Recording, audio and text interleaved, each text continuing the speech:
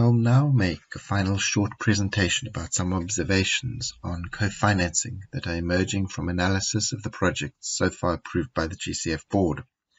The GCF requires accredited entities to ensure upfront co-financing, that is, funding from sources other than the GCF for their projects. This poses a number of questions that every entity working with the GCF must consider, one of which is what co-financing level relative to the overall project volume is adequate. In our discussions with the GCF Secretariat, they've stressed they don't currently have firm co-financing targets or ratios, and they're unlikely to establish them.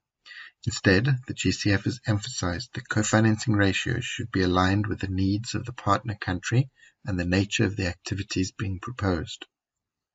This isn't too useful, and in a survey that ECO carried out in 2017 on accredited entities and national designated authorities, it was clear that lack of clarity on this issue is one of the biggest challenges. To help address this uncertainty, we've calculated levels of co-financing for already funded GCF projects.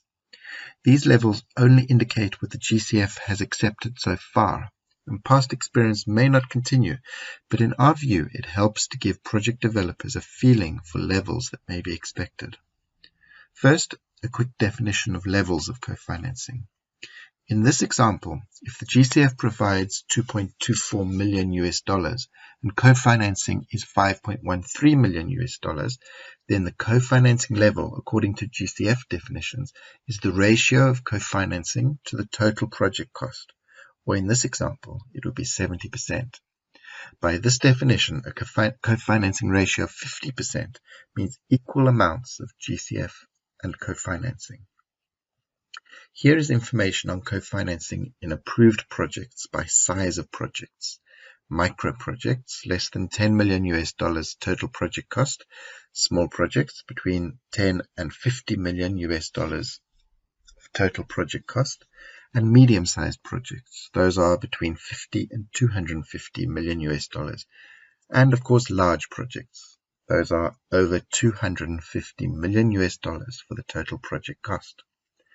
Micro projects, as you'll see here, have much lower co-financing levels on average, and there's a clear trend to higher levels the larger the project.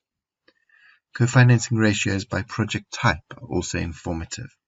Adaptation projects have the lowest co-financing ratios, and mitigation projects the highest.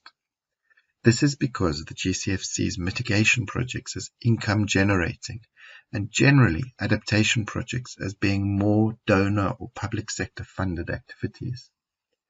As mentioned earlier, the GCF Secretariat does not currently have firm co-financing targets or ratios, and they've stressed that co-financing ratios should be aligned with the needs of the partner country and the nature of the activities being proposed. While past experience from funded projects may not be reliable for future project approvals, the ratios presented should give a good indication of possible expectations for your project. Okay, well, there's lots more that you can get out of this type of analysis, but that's all we've got time for now. Thank you very much for participating. Please do visit our website, sign up there for our newsletter, and connect with us on LinkedIn. Please do get in touch if you have further questions. Thanks once again, and goodbye.